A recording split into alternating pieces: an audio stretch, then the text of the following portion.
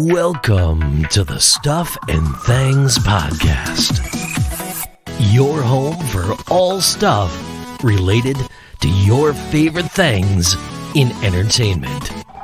Now, here are your hosts.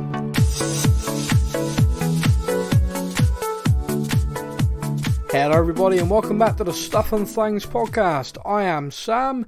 Joining me to discuss the latest episode of the Book of Boba Fett today, it's Stefan. Oh man, this podcast is going to be a nerd fest from like start to finish, I feel.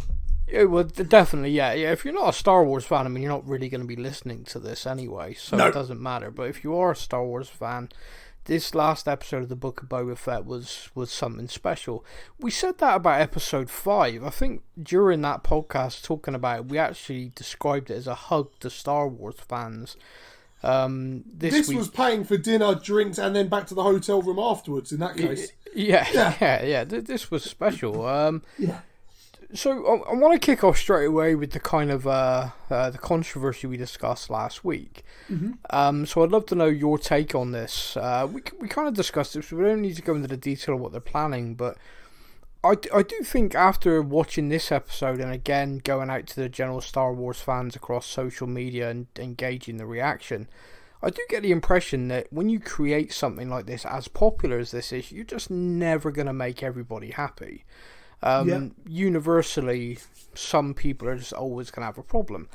And I think the simplest solution to the problem they've got here is they titled it The Book of Boba Fett, when clearly it's a continuation of the existing story they were telling in The Mandalorian. Yeah, we kind of said last week, didn't we? If they'd have called it the Tatooine Tales or something like that, then they could have had The Mandalorian, the book, and all that all as one. Yeah. In theory, possibly even having the Obi-Wan Kenobi show. It could have all kind of fallen under that same, the Tales of Tatooine. It's funny you should bring up the Kenobi show, because I was talking to someone the other day on our TikTok account. They laid a comment about these last 2 episodes have made them so hyped for Kenobi. And I was kind of like, yeah, man, I know exactly what you mean. But at the same time, I do have this nagging thing about that, is that the Kenobi show is made by somebody else. Yes. So Dave Filoni and Jon Favreau made The Mandalorian. They are making the Book of Boba Fett, the Ahsoka Tano spin-off, Rangers of the New Republic. So these are shows that these guys are developing, they are making, and it's their little corner, their little Star Wars universe all to themselves that they're playing in. Yes. Animated-wise, Dave Filoni came from the Clone Wars. He's making the Bad Batch series, which I know a lot of people are enjoying as well. So you're that's where all the linking is there. Kathleen Kennedy and her kind of guys, the people who put together the sequel trilogy, for example, are the ones working on Obi-Wan. Not the same people, because obviously that was put together by sort of directors that came in. You know, that's a separate conversation. But it is them. So although I am so looking forward to it, and I do have the belief it's going to be great, of course, there's part of me that's a little bit nervous. And with that as well, you've got to look at, season 2 of The Mandalorian, everyone was buzzed at the end of that credit scene. Yeah. There's going to be a show all about, oh, wow, this is going to be amazing, the book's going to be fantastic. Yeah. And then they're the same people that moaned at the first 4 episodes going, oh, actually, I prefer the character without him talking. Yeah, so there's that little bit of fear of like, when you take a character that is as loved as Boba is, and the same as Obi-Wan is, and then you give them their own thing altogether, is it that expectation of, everyone expected this show to be all guns blazing, this is how Fett does it, and actually it's been a very slow kind of build-up of, this is actually what he's doing day to day, this is how he's running things now. And people didn't like it as such. Are we going to get an Obi-Wan show, which isn't all lightsabers and killing people and stuff like that, and it's going to be a tale of telling his story, and are people going to sit there going, oh, I want more vroom, vroom, vroom. Yeah. I want colourful speed bikes. No one's going to say that. No one's going to say I want Vespers without wheels. So, yeah, I mean, the thing about the Book of Boba Fett that I've enjoyed is the fleshing out of the character. And also, the thing that I think a lot of people are kind of missing as well is this is setting something up. This is kind of setting the scene. And all of the episodes have been giving us little pieces of the puzzle, little bits of information, moving the story forward. Initially as well, giving us that flashback series of events. So we're completely caught up with this character now. We completely know where he's been, why he's now behaving the way he is, what's changed, and of course there's going to be interesting question marks about how much has changed. He's talked about trying to do things rule with respect, not fear. How long will that last? I think Fennec even questions it in the show, like, yeah, it's very noble, but is it the best way? And we're gonna see this play out, and I think the last couple of episodes people have really enjoyed it. I think people really resonated with the Mandalorian character because it helped a lot of people fall back in love with Star Wars. So therefore, Mando could show up on screen, walk across, say hello, maybe take a dump and walk off, and people would be like, best episode ever. He walks in as a cameo character. Someone goes, "What direction is it?" That is the way. Yeah, and that's it. Yeah, that's it. Done. He said the line, and that's it. Yeah, and people would just this mark is the out. way. Yes, it is. It's this way to the market. No. Yes. Yeah, exactly. So people are bound to just go crazy over that, and that's fine, and I like it. And this episode, we kind of take, like in the last episode, Mando reappeared, a few side characters reappeared, and we all kind of went, "That was amazing. That was so good." And in this episode, it's like one thing after another. So I want to dive in, and I want to do it in a way where we kind of tie up a couple of stories first, and then we're going to focus on Mando's kind of what I'm calling is like his character meeting one after the other, and kind of one scene into the next that was just oh my god. Yeah. Like we put a TikTok out on our social media about this, and it was me and you. This is the first time I think we've done this. It is either ever or at least for a long time. No, it's the first time we've done it, because I think it's the first time we have ever had the opportunity, purely down to you being ill this week and me working from home, that we could actually watch a show at the same time. Like, of all the shows that we've spoken about and all the ones we've done podcasts on, this is the first time we've both sat down at the same time and we messaged each other literally like 3, 2, 1, play.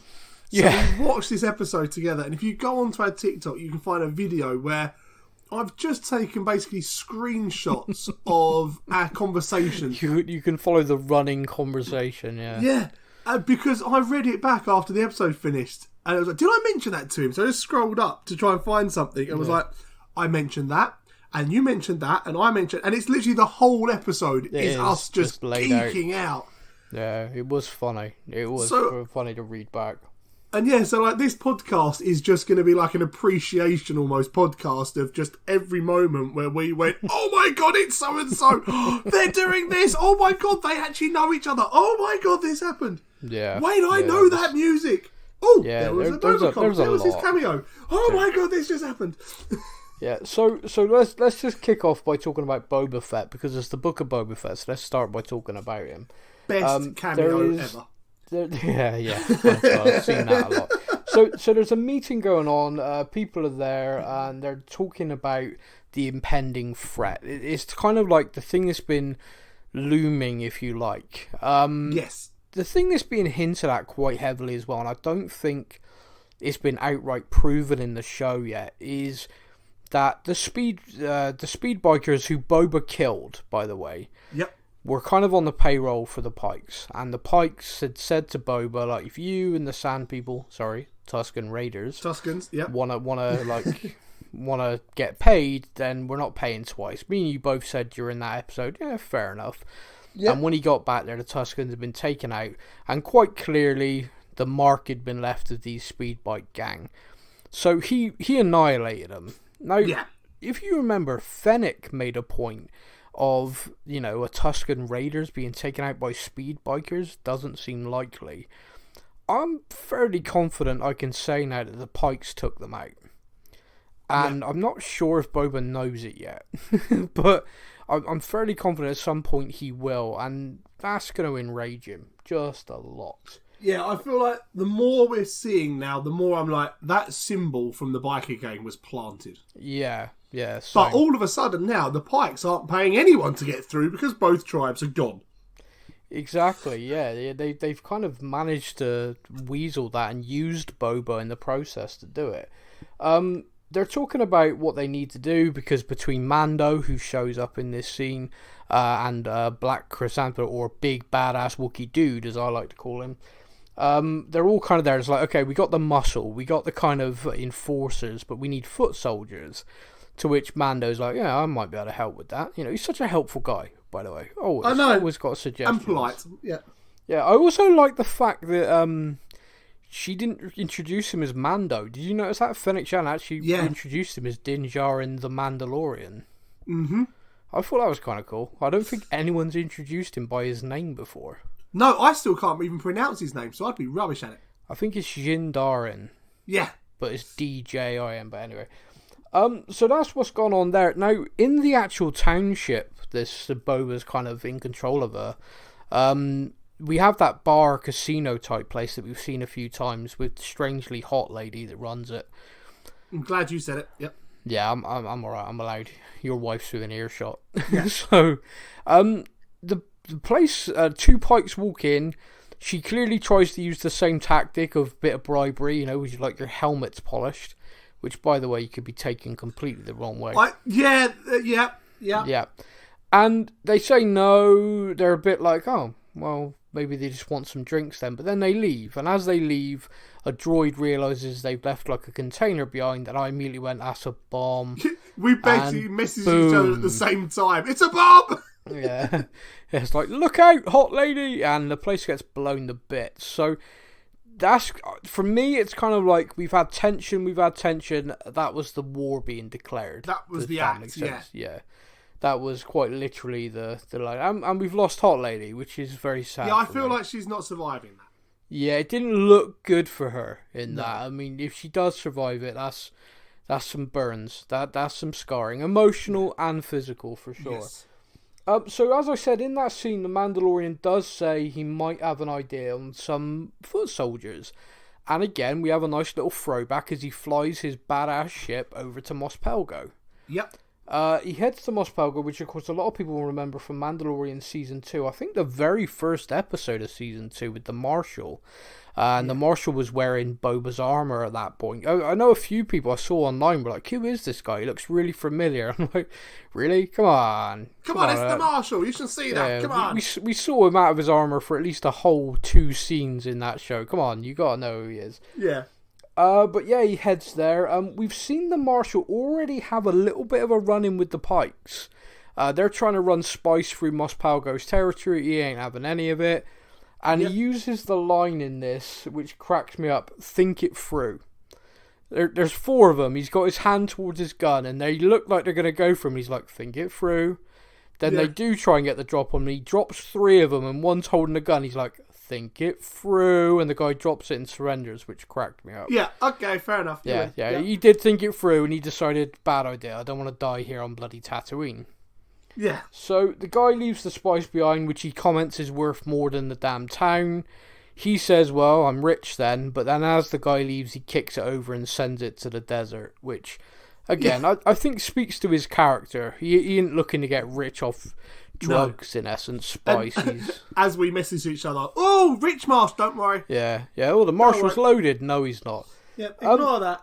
I have just realised something, which is really bad, and listeners of this podcast will realise I've done this. Mate, what's the title of this episode?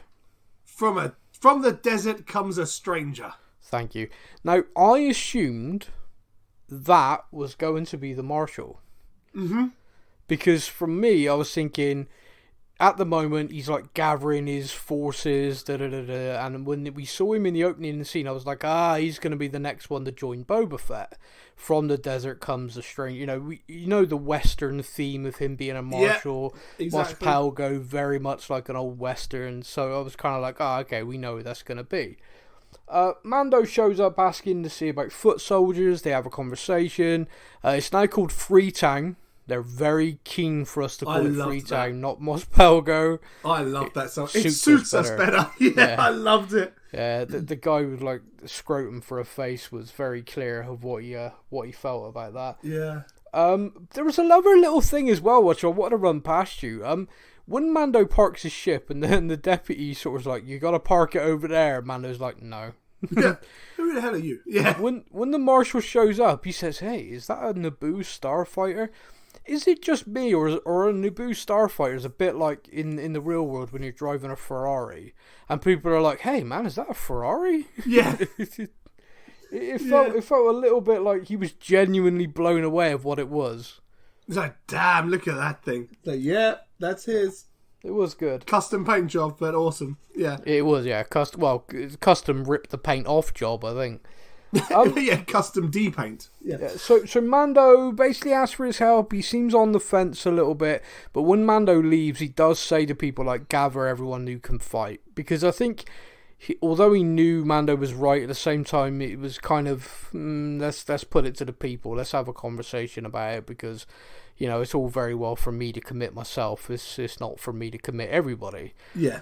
So as he's doing that, we actually see a stranger from the desert coming into town. This is a character that I know quite well from the Clone Wars TV series. Yes. I'm not sure, because I know you're watching it gradually. Have you seen him appear yet in the Clone Wars? I have seen this guy good. now. Good, yeah. He's basically a bounty hunter, a mercenary, very badass. Has had run-ins with Boba Fett a few times, by the way. Yeah. In fact, Boba Fett's got a dent in his helmet. It's from Cad Bain. And that is who this is. Yes. Cad Bain literally comes moseying in the town. Now, again, I know it sounds like we're just promoting the hell out of this, but we did a TikTok with this set to like the good, the bad, and the ugly music. Yeah. And it works so well. Like, I think we were messaging each other, and it was like, this is now like, they have hit like key Western everything right now. They really have. Go tell the people to get back in their houses for safety. Yeah. Deputy, I don't want you involved. This is between me and this person walking across the desert in a hat. It really was, yeah. Everything about it. Everything about spurs it. On the boots. Spurs on the boots, and that was it done. We were missing that. I feel they let the side down with that not being a tumbleweed in the background. You're like, oh! Yeah, I know. But it was good. And the thing that I really liked about it was the kind of tension it built as well, because I think even if you were someone who's perhaps only watched the TV series, only watched the films, you'd still get a sense of, ooh, this guy's something. You know, there's something about this. Yeah. I think for fans who knew he was, you're just too busy going, oh, it's Cad Bain, oh, wow. And you're like, you're seeing a character you've seen perhaps on the page in comics and stuff come to life, which I know we're seeing a few times, like Black Chrysanthemum is done that in this as well. So it was a lot of excitement for a lot of people, but I think even if you didn't know who the hell he was, the tension in the scene allowed you to think, okay, this isn't a good guy. Yeah, he's a serious individual. He's working for the Pikes, which is kind of like a big thing. So we know he's not on, Team Mando, Team Boba. Definitely not. He's a very menacing, slow-talking, explains things very well. But one of the things he does say to him straight away is, whatever Boba's offered you, we'll double it, and all you have to do is stay out of it. Now, I found that interesting because, of course, in a previous episode, when Boba's trying to get the other families on board, they're basically all sat there and none of them want to do it. And when he says, all right, well, if you don't want to do it, just stay out of it, then they all agree very quickly. And it makes me wonder if they've all had the deal given to them of, like, whatever Boba's offering you, will double it. So they've gone to the Pikes and gone, yeah, we're getting paid this, so double it. And then we won't get involved. Yeah. So, like, Boba's on side with them because they've done this agreement with him, but in fact they're actually taking money off the Pikes as well. I don't know, it could be a wild theory, but just they seem to agree to that very quickly, which we commented on the side, they're definitely going to betray him. But maybe it was actually because they're getting paid off. Makes sense. It does. But we then have the gunfight, and I'm going to put this out there, it's controversial, but I genuinely think the Marshal wouldn't have won that if it weren't for the dumbass deputy. Yeah. Sorry, you think the Marshal would have won or wouldn't have won? Would have won. He would have won it. Yeah, I think so. I don't know. Knowing what his character is like from the Clone Wars and stuff. Yeah. It would have been tight. I think it would have been. I think the Marshal... that would have been a who shot first moment. Well, maybe they'd have hit each other then. A bit of a... as it is, I'm not sure on the Marshal's health. He gets hit, but I think in the shoulder. Yeah, I think the Marshal's going to be okay. I think the Deputy is gone. Deputy is definitely dead. He's definitely dead. I think the Marshal might just survive it. I think Marshall's going to be okay, but Cad Bain then just moses on back out of town like an absolute badass. So, what do you think? Do you think the people there of Freetown are going to be like, damn, we've got to fight because otherwise we're being bullied? Or they're going to think, this guy said if we stay out of it, we'll be left alone, so better to stay out of it. I feel like, having watched that they're going to be very much a case of, we don't want to be involved in that. Yeah, Did you see what that guy just did to the Marshal and his deputy? No, thank you. Cad Bain was also very well informed because, he did say, you should have kept the armour to him. So clearly, he isn't just walking into this place without knowing anything or knowing anybody. He's arrived with a certain amount of intel. Yeah, he knew. Obviously, the Marshal made himself obvious because the Marshal walked out in front of everyone. So you kind of guess, you're in charge here. Exactly, yeah. But he knew enough, and he spoke obviously about Boba and stuff like that. He spoke about him, and so he knows why he's there and kind of what the people he's working for want, I guess. Yeah. He does deliver a line in this, which I do think is worth everyone sort of keeping in mind. He does say that Boba Fett was a cold-blooded murderer and he worked for the Empire. Yes. That's true. It's true, and it's led to another kind of theory that me and you spoke about. Yeah. Is that actually there's nothing we have truly seen in any of these shows that would make us turn around and go, oh yeah, Boba Fett's a good guy. Yeah. Boba Fett isn't necessarily a good guy. He's not a Jedi. He's not gone out and saved all these people by fighting the Empire and stuff like that. No, he has worked for the Empire. Yeah. He is a ruthless killer. Yep. He's trying not to be a ruthless killer at the moment because he's trying to rule with respect. Yeah. However, if we look at the position of authority that he now holds, was Jabba the Hutt a good guy or a bad guy? Awful. Awful person. He's now holding the same role, so technically, there's nothing saying that Boba Fett is a good guy. No, you're completely right, and it's interesting, and I think they could possibly really, really turn the show on its head. Yeah. By having Mando and him kind of on opposite sides, really kind of like, whoa, wait a minute, we're feeding them to the Rancor. Yeah, that seems a bit extreme. Yeah. Yeah. So it's worth keeping in mind. It's worth keeping an eye out for that as we go into it. Now, the rest of this podcast now is basically one thing after another, where we were going to run through the things that happened and our kind of reactions. The Mandalorian said at the end of the last episode that he was going to go and see a little friend. He sets off to see Grogu. He flies to this planet. And as he's flying into the atmosphere, a little antenna appears on the screen. Yeah. And then as the camera pans down, the little antenna is attached to R2-D2. My first moment of the episode. Yeah, and it's one of those moments where you're like, oh my god, it's R2-D2. And then your brain goes, if R2-D2's here, that means, Yeah, absolutely it does. Mando parks the ship, R2's there, he gets out and he says, I'm looking for Skywalker, which just hearing those words is in itself a kind of, oh wow, this is happening kind of thing. Yeah. He also says to R2, hello friend, which I find a little bit kind of odd. Mando's relationship with droids is definitely improving. He almost appreciates them. Yeah, he's getting to a point where he doesn't want to kill them on sight anymore. That's a good thing. Yeah. Definitely a good thing. Yeah, like that, yeah. He gets out, R2-D2 shoots him. Whoa, wait a minute. Yeah. Whoa, Mando's relapsed. Yeah. I mean, I think he got pretty close to shooting him in a few minutes, because R2 like leads him to this place where we've got loads of droids building something. Are they droid ants or something? I'm not sure what they were. Droid ants. I mean, they're cool anyway, whatever they are. They're like busy worker ants. And he just wants to see Grogu. And he's there, and he's kind of like, come on, I want to see Grogu. And the R2 just shuts down after communicating with these mechanical ants. Yeah. Who make him a bench. And he's like, wake up, droid, don't shut down. And he turns around and goes, you're building me a bench? How long am I got to wait? Which cracked me up. Yeah. The idea that R2 basically went, you better build him somewhere to sit, he's going to be here a while. Yeah. and then just powered down. Yeah, I'm just going to save power. You wait here. Yeah. I mean, the thing is R2's very old at this point.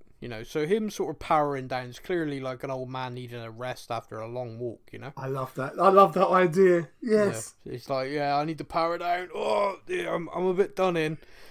So that was that. Like I said, the droids build him a bench, and then we're kind of like just having these really lovely nature shots for a moment, and I'm like, come on, what are we building towards?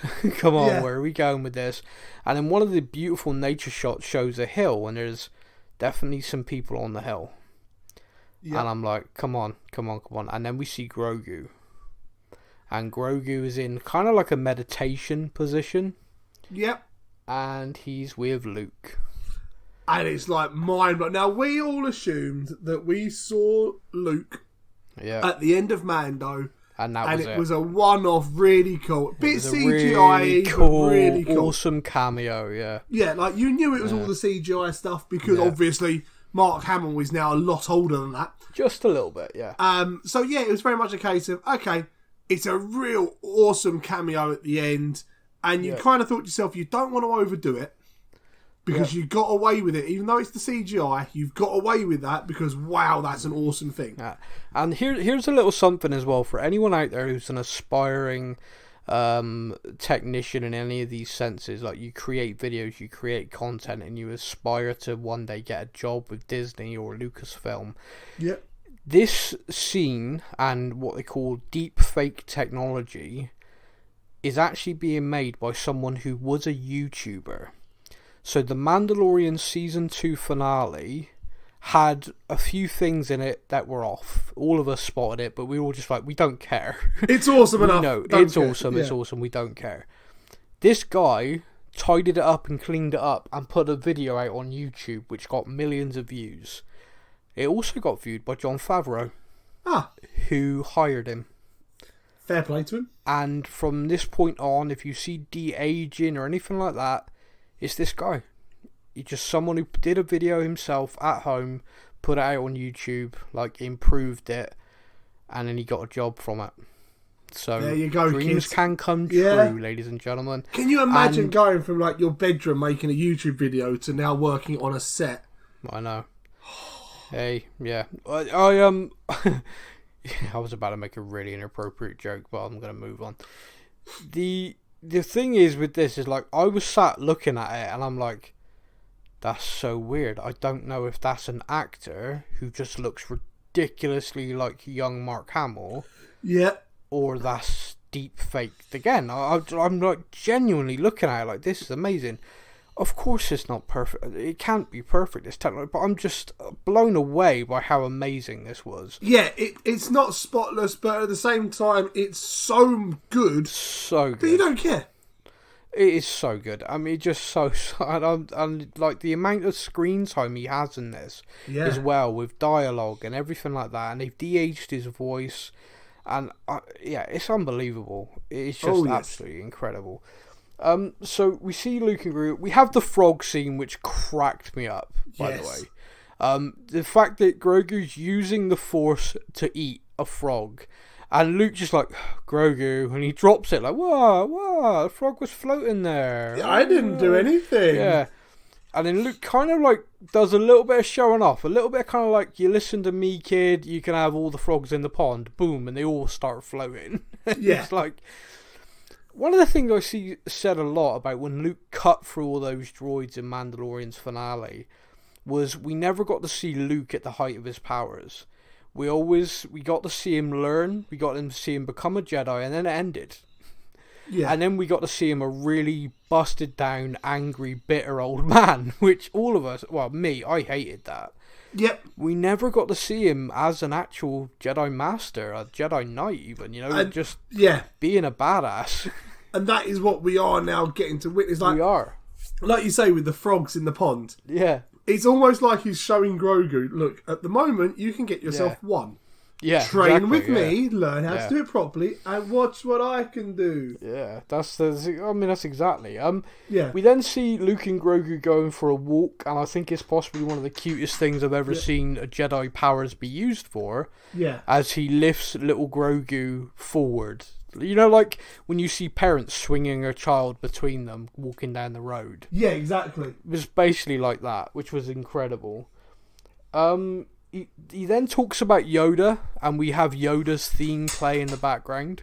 Yeah, and that was amazing as well with the Yoda stuff. Just like, oh, come on. They're making the links between the two of them. Yeah. And you're sitting there going, great. Oh my God. Did you at any point start getting this theory of like, what is Grogu going to do that is so wrong that he's going to turn Luke into that bitter old man that we've now met? Well, I mean, I think we're kind of sure that the reason why that was Kylo. Yeah. But, of course, I have got that thing of we know Kylo turns and we know Kylo destroys that school that's being built. That we've literally just seen start. We're literally watching being built. Grogu so we know Kylo does student. That. And we know Kylo murders every other student. So I'm kind of like, Grogu's saying, no, don't be a student there. This is an awful idea. Don't listen to him. If you're going to be a student there, for goodness sake, make sure you've graduated in 15 years max. Yeah, before Kylo rocks up. Exactly. So Grogu is kind of walking and talking, and Luke turns to him and talks to him about what can he remember. Can he remember Yoda? He even references the fact that Yoda spoke in riddles, kind of backwards. Yep. And then he puts his hand on Grogu's head about, I can help you remember. Yeah. I don't know what I was expecting with this. I don't know. I don't think I had an expectation, but... No, my expectation would have been kind of like rolling hills. Like, honestly, I was expecting to see rolling hills, maybe a little bit of a swampy area, and loads of the species that Grogu is. Race, and loads of his race there, and like his family and stuff like that. What I didn't expect to see was what we saw. Yeah. I wasn't sure. I didn't have an expectation, but when I saw this, I was kind of like, oh wow, they went there. Yeah. And it was huge. It was Order 66. He was in the Jedi Temple. There are 3 Jedi guarding him. Mm-hmm. That's something that I think they're guarding him. They are stood in front of him, between him and the clone troopers.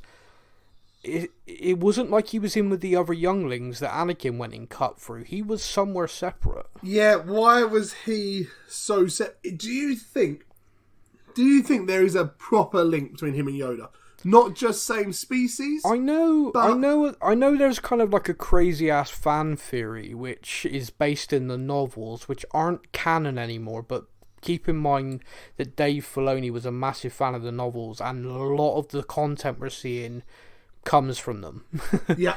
But there was a story in the novels about Yoda, and there was another of his kind that was a Jedi, and it was a female of his species. Naughty Yoda.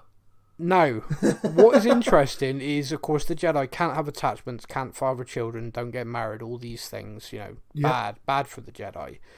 But there are exceptions to that rule, which I never knew. Oh. Now, the exceptions are, if you're from a species, for example, that are dying and things like that, where your population's, gonna fade away, then Jedi are actually allowed to then take a wife, raise a family, and things like that. And in one of the stories, it is that his species, who were very, very powerful with the Force, were hunted because of how powerful they were with the Force. Yeah. And he did take a wife, and they did have a child. Frisky he was. Nice. Yeah. Very good. So that is a theory. That is a fan theory that's out there, that perhaps Grogu is actually Yoda's child. And his midichlorian count, if you remember, they talked about the Mandalorian, was off the charts. Yep. Now, if you Yoda's would have been big. Everyone used to remember when they talked about Anakin's was even bigger than Master Yoda's. Obviously, Yoda's was the highest at that point. If it was another member of his race who had very high, of the Force as well, then this is the offspring. This is like next level. This is Anakin levels, perhaps. Yeah. So that's possibly why the child was not with the others. Possibly why was at the Jedi Temple, and possibly why was being guarded. This was Master Yoda's. The one kind of, I don't know, unlikely scenario in that, I guess, is would Yoda not have gone back to save his own child? It's hard to gauge, really. Jedi were a very strange, if he literally procreated to save his species, did he actually even have an attachment to it? Or does he Possibly think that not. Grogu died, and in such despair and misery, he went off to live on a swamp island by himself? Yeah, there you go. Oh. Yeah, it's infinitely possible. The flashback does show us that. We kind of like, oh, wow. And then we don't see how he survives. So this leaves this open of a massive, massive amount of fan theory going on. We've got one we're going to put out soon of basically how, or maybe who, saved him. I've got the theory it's Mace Windu. Okay. Which I think is going to throw some people. But Mace Windu, the last time we saw him, he had his hand cut off and was thrown out of a building. Yes. We've seen the Jedi survive a hand chopping many a time. It seems to almost be a rite of passage. You're a Jedi, left hand or right. And we also see them fall and be able to stick a landing from ridiculous heights. Yep. So it's not completely mental to think that a Jedi as powerful as him could have survived what happened. Yeah. It's not completely mad. It's not. So if you imagine he survived that and then started heading back to the Jedi Temple, Anakin and the 501st Legion have stormed the temple, they're murdering all the Jedi. If anybody there knew about Yoda's child, it would have been him. Well, yeah. Him and Yoda were they were bros, they were tight. Mace Windu gets in there, cuts through the clones, saves him, gets him out.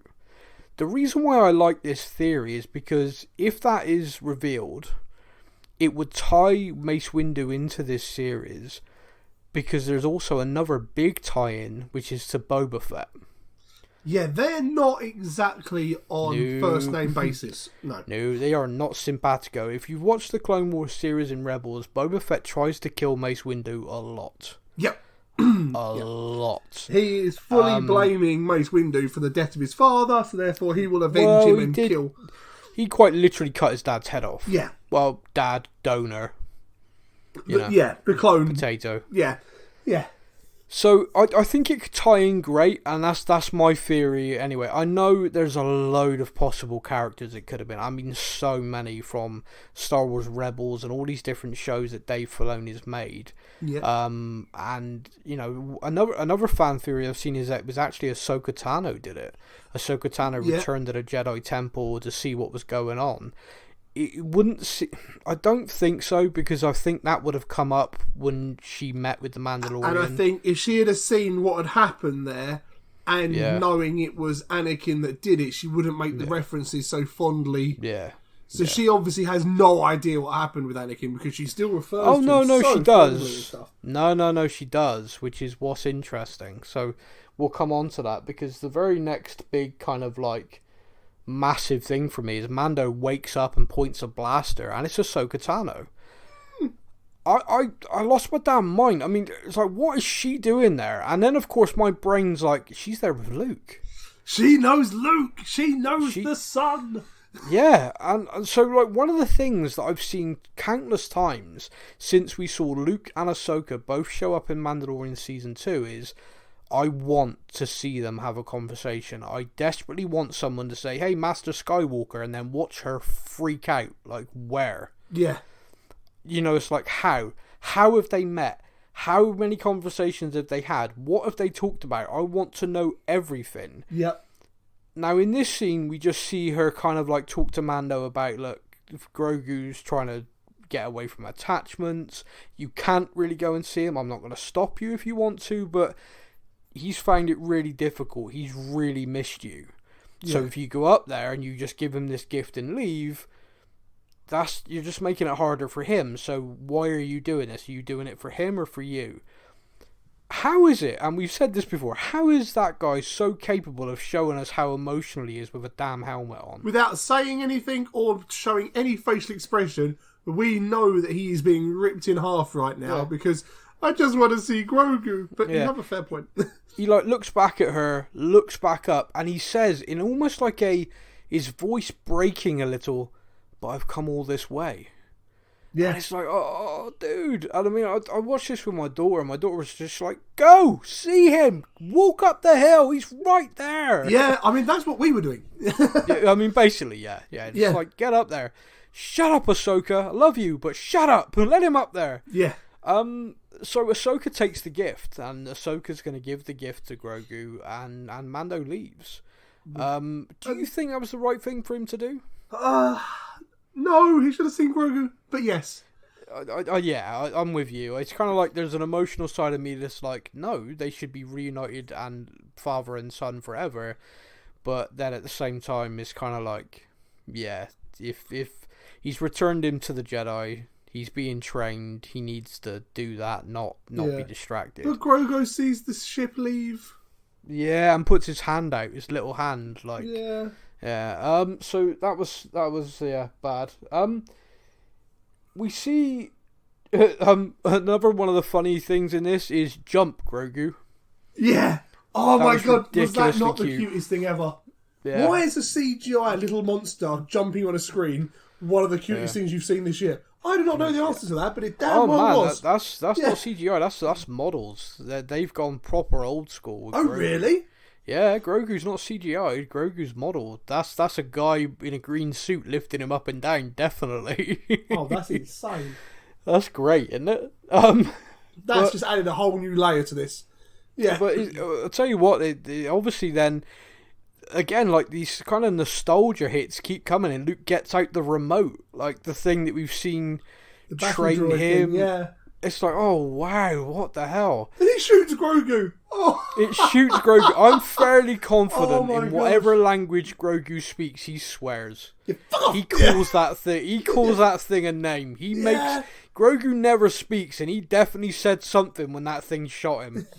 He flies across and just stares at it. It's like, oh. It was not polite at all. Get up, Grogu. You can always imagine him turning around going, "Look you! Do you see what I just did to me?" Yeah, no, yeah, exactly. No, this is quite funny. So basically, Luke's, I think, comments to Ahsoka, I'm less teaching him, more helping him remember things he already knew. Yes. And he, obviously, using the Force, he's able to jump and anticipate this thing firing and jumps out of the way. And he does all that. And I'm kind of like, oh, this is kind of cute and kind of nice. But I did think to myself, I wonder how much of spending time with Mando is going to have affected him, because of course Mando wouldn't just dodge. Mando would fight back. Mando would shoot back. Yep. And we do see Grogu, rather than just keep docking, diving, dodging, basically just turn around at one point and using the Force just crush the thing. Yep, I'm done with this now. I'm bored. Yep. And I did, that's not a very Luke Jedi, not a very Jedi thing to do. Like, normally they just sort of like, okay, finish training now, off it goes. Yeah. No, Grogu wrecked the thing. Yeah, you will not be shooting me again. Exactly, yeah. And I thought to myself, that was very Mando. That was, if Grogu had a little blaster on his hip, he'd have shot it. Yes.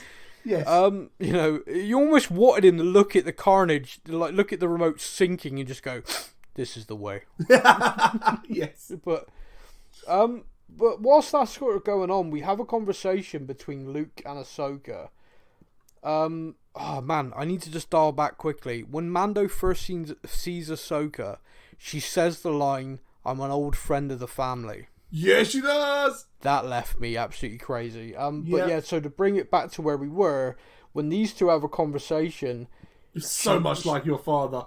Yeah! But there's that little part of like, you do not insult Luke Skywalker like that. Was that like a lovely thing to say, or was that like a really bad thing to say? You psychopath trying to kill all the children. God, just like your dad. I know, right? What? Because he's training a child right now. Do you really want to make references to Anakin in kids? Yeah. I mean, like, I'm hoping it's heartfelt of, you have the same thoughts your dad had about me growing up. Was I, you troublemaker, but you've got the potential. I think you're absolutely right. But there was still part of me that went, don't think that's the compliment you mean it to be. No, I don't. Just like your dad. What, the one that he's just seen die? The one that murdered half the galaxy. Yeah. Yay, thanks, buddy. I do. I mean, I desperately want to see the conversation between these two. Desperately. Yeah. And I do know that Ahsoka Tano's own TV series has Hayden Christensen cast in it. Yes. Which means he's going to be appearing in flashback, but also, the rumour is, as a Force ghost.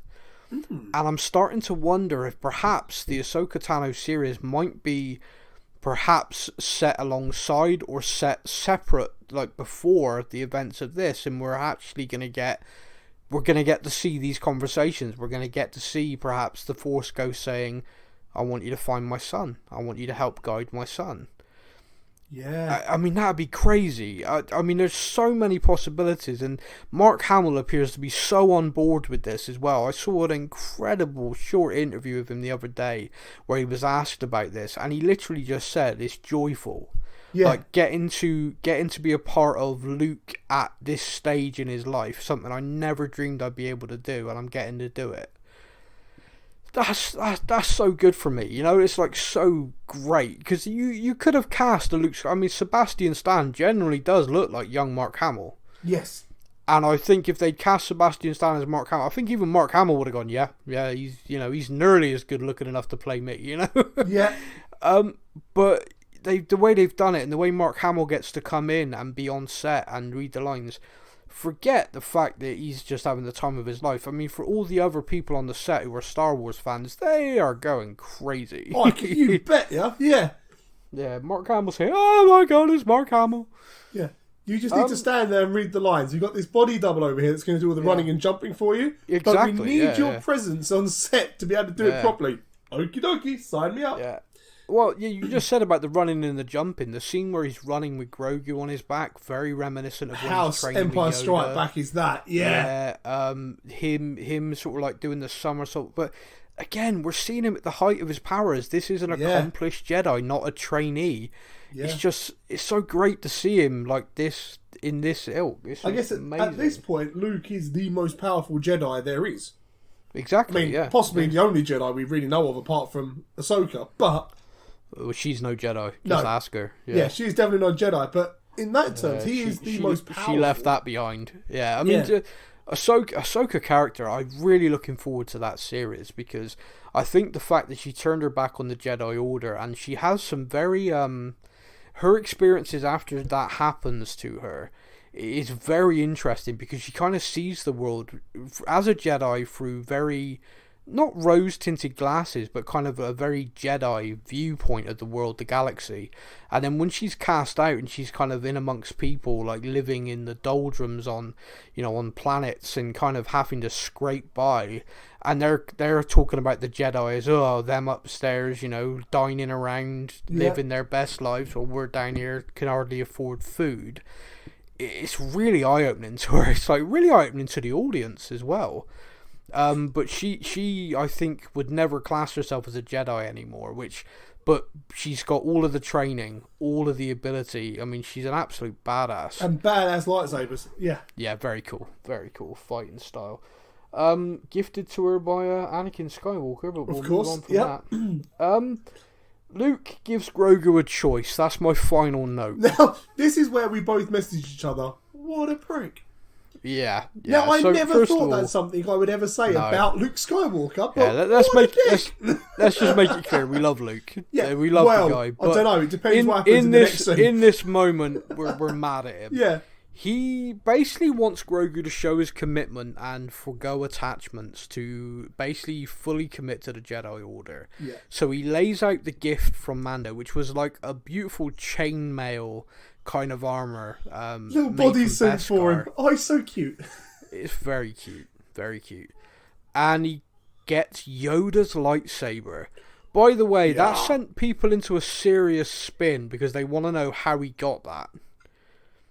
And that's fair. I do think there's some questions about that. So Yoda's lightsaber. But either way, he's Did got he these take two it from things. Yoda's deathbed in Empire Strikes Back? Did he literally go, "Ha! Won't need this anymore. Thank God." I don't know. I mean, we know that Yoda appears to him as a Force ghost in the sequels. Maybe back in the day, he went, "Get my lightsaber, you must." Yeah. Big tree you will find. Yeah. 3 pieces Yeah, left yeah. it is. What the hell are you on about? Yeah. Hey, Yoda. So we do have that moment. We do have that moment right there where he has to choose. Yeah. Now, that's how the episode ends, and it's left on a cliffhanger as we don't know what Grogu's going to do. And obviously there's loads of speculation. We're having fun with different theories. Yep. The thing that I'm struggling with a little bit is Luke and attachment. Luke kind of, although a Jedi, I mean, he's pretty attached to people. I mean, he's attached to Han. Yeah. He's attached to his sister. You know, Luke has attachments. I swear, He if literally either of does. those two make a cameo at any point, lose my mind. Yeah, I think people genuinely would. Even just a voice. Just even if "Hey, Luke's... kid." Yeah, I know. Even if you just heard "Hey Kid" over a radio, you didn't even get to see him. Yeah, I think people would just about lose their damn minds. Yeah. Or, Could you imagine "Hey, brother, at the end? What? Yeah, could you just imagine the end of the next episode? Like, you get an after credits, so it's the end of the season, and Luke's like sat there or something, and he's thinking, and like you just hear a crackle on the radio, and he's like, "Hey kid," and that's the end. People would lose their kid, minds. We've got some exciting news. That's Yeah, the end yeah. of it. Like, that's Yeah. the baby! Can you just imagine though, like that is the last bit is, "Hey kid, got some exciting news." End of the scene, and you're just there going, "Oh my God." Yeah, absolutely. That was Han Solo's voice. Yeah, I mean, people would go crazy. But what do you think? What do you think he will pick? And then, if different, what do you think he should pick? So, okay, I have a genuine theory on this. Bring it. This is my genuine theory, and I can't wait on Wednesday to be proven completely bloody wrong. Because that's what this show has done at every theory I've had so far. Pretty much, yeah. Oh, pretty this much. is going to happen next. Nope, they're dead. Okay. No, yeah. But my theory is Grogu is going to choose the lightsaber. Yeah. And he is going to prove his alliance to the Jedi. Yeah. And as a reward for choosing the lightsaber, Luke will then give him the armor because he has chosen to be a Jedi. Therefore, this will now be your robe as such. Yeah. Therefore, Grogu gets both things. However, he has still chosen the commitment to the Jedi way. Yeah. If, however, Grogu chooses the lightsaber and then Luke says, "Great, now cut up the armor," then I'll be so anti-Luke. So anti-Luke. Make it happen, it's Beskar, yeah. Yeah. Yeah, that's my theory. Is he will choose the lightsaber, and as a reward for dedicating himself to the Jedi way, he'll then be given the armor to wear. Because I think seeing Grogu walking around in that armor with a lightsaber is badass idea. No, I completely agree with you. I love the idea that Luke, not so much just testing him, but kind of like, I need to know that you want to do this. Because, you know, even if he was to pick the armor, I'd like him to think like, okay, Grogu, if you don't want to train, that's fine, but you need to be careful, you know. Don't be an ass about it, you know what I mean? Yeah. You know, I can't imagine Luke being that way. Picks him up and drop kicks him out the door. Makes choice. Poof. My kind of theory is that Grogu chooses the armor, okay? Yep. And Luke therefore is like, okay, you know, that's fine. To become a Jedi, you need to be fully committed. You're not that, but let me return you to the Mandalorian, where you're going to be loved, and I know he'll look after you. Yeah. Luke takes him to the Mandalorian and realizes he's back to Tatooine. Yep. And we then, in the finale, get a lot of nostalgia. A lot of Luke looking at the binary sunset. Yeah. Luke going back to the moisture farm and looking at where Aunt Beru and Uncle Owen died. You know, Luke kind of all these different things, and suddenly realizing his life is attachments. His whole thing was, he was different to what the Jedi were. The Jedi in the Old Republic basically were like warrior monks. Yeah, Luke pretty isn't much. that. Luke isn't. Luke is different. Luke loves, and Luke is powerful because of that. And I think he might have a little bit of realization. I think he might go back to speak to Grogu, to speak to the Mandalorian, somehow get embroiled in all of the crap that's going on, and then we'll have an interesting dynamic with him and Boba Fett. Because pretty sure the last time Luke saw Boba Fett, he put his ass into the Sarlacc pit, or was part of the group that did. So that's a little interesting, but we can have fun with that. I think that could be a very fun scene if done right. Luke apologising. Hey, so last time I saw you, I know you got bit out of hand. Yeah, but when he gets embroiled in it, he sees the Mandalorian wielding the Darksaber. Ooh. And he's kind of like, whoa, where did you get that? Found it on a dead guy. What's up? Yeah. You know, and I think Luke could be like, okay, Grogu needs attachment, but he also needs to be trained. Mm-hmm. Let me train you to how to use that Darksaber, and the three of them go off together. Oh my god! See, I thought my theory was good, but can you imagine? Yeah, I mean, to be honest with you, man, there's so much there. There's so many Luke's possibilities. in an X-Wing with R2-D2. Yeah. And Mando's in his Naboo fighter and they fly off together. In the back. And they fly the two ships. That's the final scene. The two ships flying off out of Tatooine. And at some point, we're also going to see Boba Fett. Oh, he'll be there. He'll be there. Boba's there somewhere. Yeah. He'll have his foot on a pike, basically, like, you know, you dead. Boom. There's so much. There is so much there. There's so much we talked about. The show was love from start to finish. I really enjoyed it. The finale is this week. It's only 7 episodes of the Book of Boba Fett. Yeah, I didn't realise. I thought it was longer. Me too. I thought it was going to be 8, maybe 10, but I think 7 is because of COVID. I think basically filming and all the fun stuff, budgets and things, you can only do so much. So very much looking forward to it. We're much like we were with the finale of Mandalorian Season 2, which had just built and built and built to that kind of the rescue part. Yep. We're now at this stage where we're like, these last 2 episodes and everything that preceded it is just built to this kind of ultimate climax. So yeah, I can't wait. And also the best thing as well is, although I've got theories left, right and centre, I have no idea what's going to happen in this finale. Not a clue. And that's fun. I like that. Yeah, there could be like so much could happen. Like we could not see Grogu and Luke at all. Yeah, exactly. You know, you know, so much could happen. Yeah. No, you're absolutely right. You're absolutely right. Anything could happen.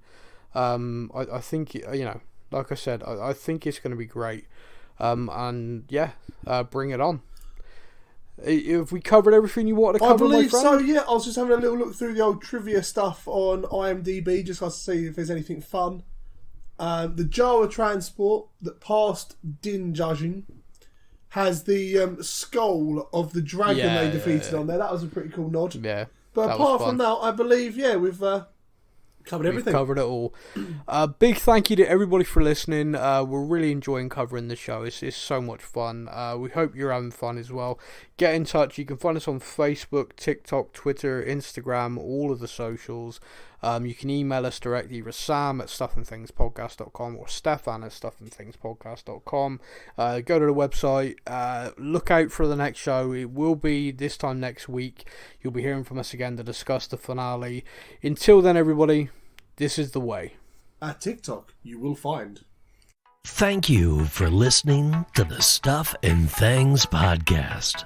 We hope you enjoyed the show. You can find us on Facebook or online. Simply search the Stuff and Things podcast to join in our conversation every week.